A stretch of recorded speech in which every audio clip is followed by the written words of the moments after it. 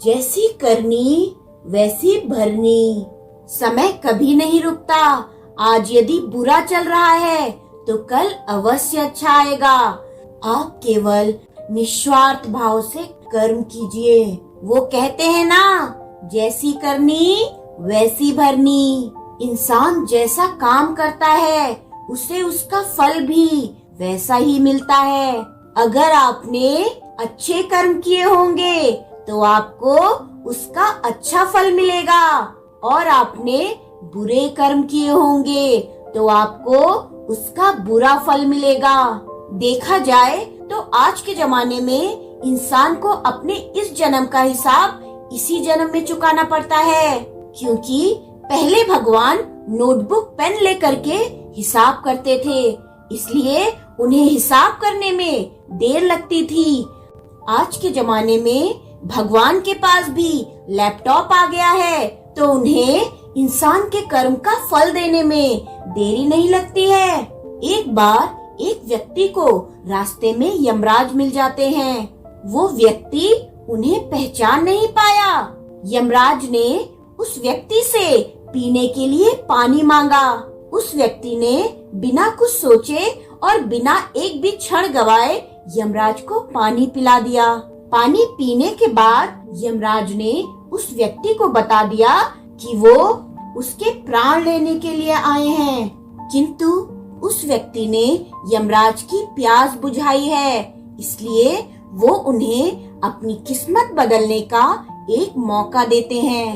इतना बोलने के बाद यमराज ने उस व्यक्ति के हाथ में एक डायरी दे दी और उस व्यक्ति से कहा कि तुम्हारे पास 10 मिनट का समय है।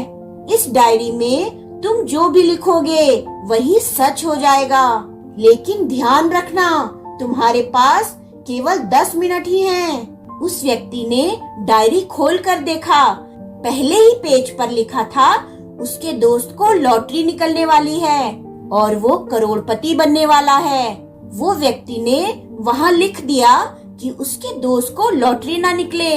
अगले पेज पर लिखा था कि उसका एक रिश्तेदार चुनाव जीतकर मंत्री बनने वाला है। उसने वहाँ पर लिख दिया कि उसका रिश्तेदार चुनाव हार जाए। इसी तरह वो पेज पलटता रहा और अंत में उसे अपना पेज दिखाई दिया। जैसे ही उसने कुछ लिखने के लिए अपना पेन उठाया तो यमराज ने उस व्यक्ति के हाथ में से डायरी वापस ले ली और कहा, वत्स, तुम्हारे 10 मिनट अब खत्म हो गए हैं, अब कुछ भी नहीं हो सकता है। यमराज ने कहा, तुमने अपना पूरा समय दूसरों का बुरा करने में व्यतीत कर दिया और अपने आप को ही खतरे में डाल दिया। अब तो तुम्हारा अंत निश्चित है। अब तुम्हें कोई नहीं बचा सकता, क्योंकि तुम अपने आप को ही नहीं बचा पाए। यह सुनकर वो व्यक्ति बहुत ज्यादा पछताता है, लेकिन अब पछताने से कुछ नहीं हो सकता था, क्योंकि अब सुनहरा मौका उसके हाथ से निकल चुका था।